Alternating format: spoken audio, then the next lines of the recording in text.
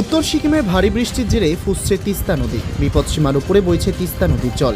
সারারাত বৃষ্টির জেরে জলপাইগুড়ি জেলার মাল মহকুমার বাগরাকোট গ্রাম পঞ্চায়েতের তিস্তা পাড় সংলগ্ন টোটগাঁও গ্রামে ইতিমধ্যে ঢুকতে শুরু করেছে তিস্তার জল। রীতিমতো আতঙ্কিত গ্রামবাসীরা। উত্তর সিকিমে বৃষ্টির কারণে তিস্তার জলস্ফীতি বাড়তে পারে, সেজন্য বিষয়টি নিয়ে সতর্ক রয়েছে প্রশাসন। ইতিমধ্যেই প্রশাসনের তরফে সতর্কবার্তাও দেওয়া হয়েছে। কন্ট্রোল রুম থেকে পরিস্থিতির ওপর নজর রাখা হচ্ছে। তিস্তা নদীর জল টোটগাঁও গ্রামে ঢুকতে শুরু করায় পুরনো স্মৃতি মনে করিয়ে দিচ্ছে গ্রামবাসীদের। কারণ এর আগেও তিস্তার বিপর্যয়ে ব্যাপক ক্ষতি হয়েছিল ওই এলাকায়। স্বাভাবিকভাবেই আতঙ্কিত এলাকার বাসিন্দারা।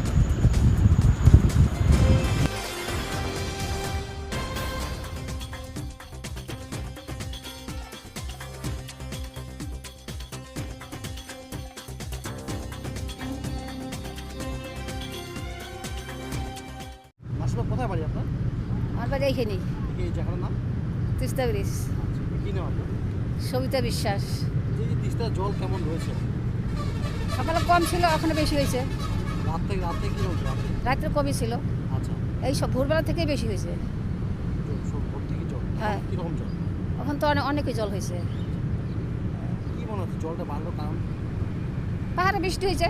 আচ্ছা, কোনো রকম মাইকিং, কোনো রকম অ্যালার্ট করা হয়েছে? না, কোনো আমাদের এখানে কোনো এলাকা হয় নাই। আপনার বাড়িতে এই এলাকাতে?